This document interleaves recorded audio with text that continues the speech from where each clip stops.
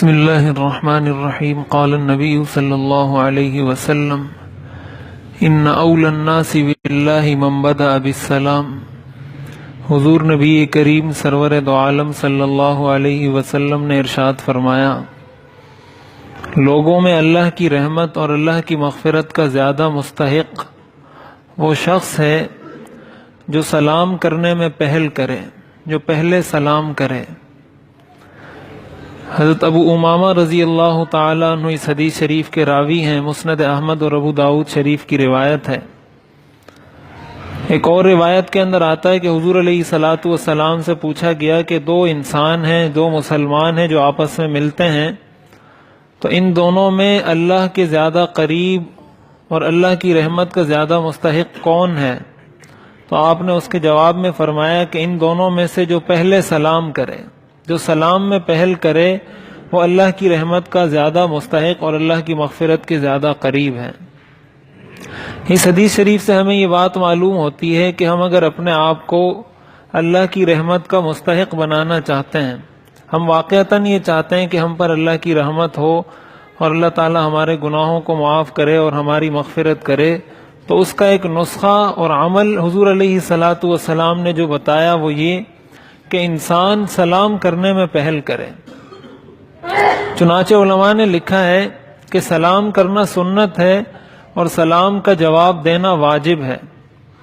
ویسے تو یہ ہوتا ہے کہ جو واجب کام ہوتا ہے اس کا ثواب زیادہ ہوتا ہے، جو سنت ہوتا ہے اس کا ثواب کم ہوتا ہے، اس لیے کہ جو واجب کام ہوتا ہے وہ سنت بھی ہوتا ہے اور ساتھ ساتھ واجب بھی ہوتا ہے، تو اس میں دو چیزیں جمع ہو جاتی ہیں۔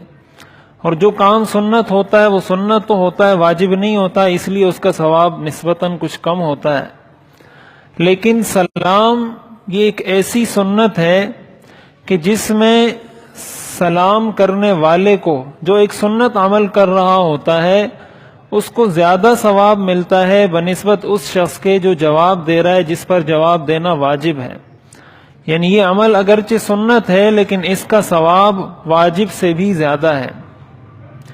تو اس لیے ایک تو ہمیں یہ بات پتہ ہونی چاہیے کہ مسلمانوں کو جو اسلام نے سلام کا طریقہ بتایا ہے وہ یہی ہے کہ انسان السلام علیکم کہے، السلام علیکم ورحمۃ اللہ وبرکاتہ، یہاں تک ثابت ہے۔ اس سے آگے جو ہمارے لوگ پڑھتے ہیں ومغفرتہ اور پتہ نہیں کیا کیا پڑھتے ہیں، یہ کچھ اسلام میں ثابت نہیں ہے۔ تو جواب بھی اگر کسی نے دینا ہے تو وہ یہیں تک دے سکتا ہے، وعلیکم السلام ورحمۃ اللہ وبرکاتہ۔ تو ایک تو اس چیز کو اپنایا جائے۔ ہمارے ہاں ہر زبان کے لوگ اپنی زبان میں سلام کرتے ہیں، جو پشتو بولتے ہیں ان کا سلام الگ ہے، جو سندھی بولتے ہیں ان کا سلام الگ ہے، جو پنجابی بولتے ہیں ان کا سلام الگ ہے، جو بلوچی بولتے ہیں ان کا سلام الگ ہے۔ حالانکہ ہم سب مسلمان ہیں، اسلام نے ہم سب کو ایک مشترکہ سلام دیا ہے۔ آپس میں ملنے کا جو پہلا افتتاحیہ کلمہ اسلام نے جو ہمیں دیا ہے وہ السلام علیکم ہے۔ اور دنیا کے اندر ملتے وقت جتنے کلمات کہے جاتے ہیں ان میں سب سے بہتر اور سب سے افضل مفہوم اور معنی کے اعتبار سے وہ بھی یہی جملہ اور یہی کلام ہے۔ یہ جنتیوں کا بھی سلام ہوگا، جنتی بھی جب ایک دوسرے سے ملیں گے تو وہ یہی کہیں گے۔ انبیاء کی یہ سنت ہے، حضرت آدم علیہ السلام سے یہ سلسلہ چلا آ رہا ہے سلام کے اس طریقے کا۔ تو جتنی انسان کی تاریخ قدیم ہے اتنا ہی سلام کا یہ طریقہ قدیم ہے، اور یہ اس لیے سب سے افضل اور بہتر ہے کہ اس میں ایک انسان سامنے ملنے والے کو یہ دعا دیتا ہے کہ اللہ تعالیٰ تمہیں سلامت رکھے، اور سامنے والا اس کو جواب میں یہ کہتا ہے کہ اللہ تمہیں بھی سلامت رکھے، اللہ کی تم پر بھی رحمتیں ہوں، اللہ کی تم پر بھی برکتیں ہوں۔ تو اگر کسی مسلمان کے حق میں اس کی یہ دعا قبول ہو جائے کہ اللہ تمہیں سلامت رکھے، اس کا مطلب کہ وہ دنیا کے بھی ہر قسم کے شر اور مصیبت اور پریشانی سے سلامتی میں رہے گا، اور آخرت کی بھی ہر قسم کی پریشانی سے سلامتی میں رہے گا۔ تو اس سے جامع اور بہتر دعا اور کوئی نہیں ہو سکتی۔ انگریزی میں اگر آپ گڈ مارننگ بول دیں، گڈ ایوننگ بول دیں، گڈ آفٹر نون بول دیں، تو یہ تو بڑا لمیٹڈ چیز، یہ بہت لمیٹڈ چیز ہے، بہت محدود چیز ہے، اور اس کا مفہوم بھی اتنا وسیع نہیں ہے بنسبت اگر آپ سلام کے لفظ کو دیکھیں کہ اس کے اندر کتنا وسیع مفہوم پایا جاتا ہے۔ تو فون پر، میسیجز پر، خطوط کے اندر، عام ملاقات کے اندر ہم اپنے بچوں کو بھی یہ چیز سکھائیں. اپنی زبان میں اگر کوئی سلام کرتا ہے کرے، لیکن پہلے اسلام کے مطابق سلام کرے. اس لیے کہ پہلے انسان مسلمان ہے، اس کے بعد یا پٹھان ہے یا سندھی ہے یا بلوچی ہے یا پنجابی ہے. تو ہم نے اپنی اس شناخت کو تو مقدم کر دیا، اپنی زبان کی شناخت کو، اور اسلامی شناخت کو مؤخر کر دیا. اور پھر سلام کرتے وقت بھی سلام کو صحیح طریقے سے ادا کیا جائے، اس کا صحیح تلفظ سکھانا چاہیے بچوں کو کہ یہ اس کا تلفظ ہے السلام علیکم، وگرنہ اس کے مفہوم میں بہت زیادہ تبدیلی ہو جاتی ہے.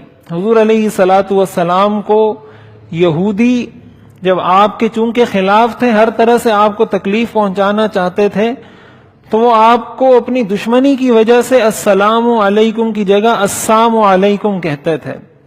السلام عربی میں موت کو کہتے ہیں. السلام علیکم کا مطلب تم پر موت طاری ہو، تم پر ہلاکت طاری ہو. تو حضور علیہ الصلاۃ والسلام ان کو جواب میں کہتے تھے وعلیکم. اتنا جواب میں کہتے تھے کہ جو تم نے مجھے کہا ہے یہ تم پر ہو، بس جواب میں آپ اتنا فرماتے تھے.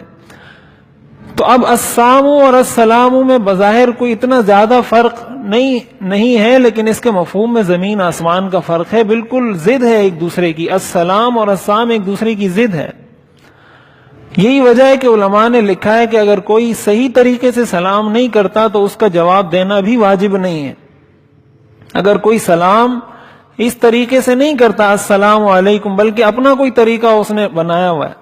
سلام کے یہ دو طریقے فقہاء نے لکھا ہے، السلام علیکم اور سلام علیکم. یہ دو طریقے ہیں. اس طریقے کے علاوہ اگر کوئی شخص کسی اور طریقے سے سلام کرتا ہے اس کا جواب دینا بھی واجب نہیں ہے. تو یہی سلام کا اصل طریقہ ہے. اس سلام کے طریقے کو اپنانا چاہیے، اسی کو رواج دینا چاہیے. اور یہ وہ چیز ہے جس سے معاشرے میں محبت بڑھتی ہے، آپس کے تعلق میں اضافہ ہوتا ہے. حضرت عمر رضی اللہ تعالی عنہ کا ارشاد ہے، مرقات کے اندر ملا علی قاری رحمہ اللہ نے نقل کیا ہے کہ انسان اگر یہ چاہتا ہے کہ ہماری آپس کی محبتیں بڑھیں تو تین چیزیں حضرت عمر رضی اللہ تعالی عنہ نے فرمائی کہ ان سے محبت بڑھتی ہے.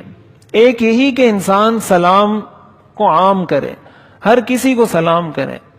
اور دوسرے نمبر پر یہ کہ اس کو اس کے اچھے نام سے پکارے، جو نام اسے پسند ہو اس نام سے اس کو پکارے. اور یہ حضور علیہ الصلاۃ والسلام کی سنت ہے کہ آپ اس نام سے کسی کو پکارا کرتے تھے جس نام کو وہ پسند کرتا تھا. اور تیسرے نمبر پر یہ کہ جب وہ آئے تو مجلس میں اس کے لیے کشادگی کرے، مجلس میں اس کو تھوڑی جگہ دے. تو یہ وہ چیزیں جو بظاہر وہ چھوٹی چھوٹی سی معلوم ہوتی ہیں، لیکن حقیقت میں اس کے اندر یہ وہ چیزیں جس سے ہمارا پورا معاشرہ ٹھیک ہو سکتا ہے، اور اس ٹھیک ہونے کے نتیجے میں اللہ کی رحمت کے ہم مستحق ہو سکتے ہیں. اللہ تعالی عمل کرنے کی توفیق عطا فرمائے.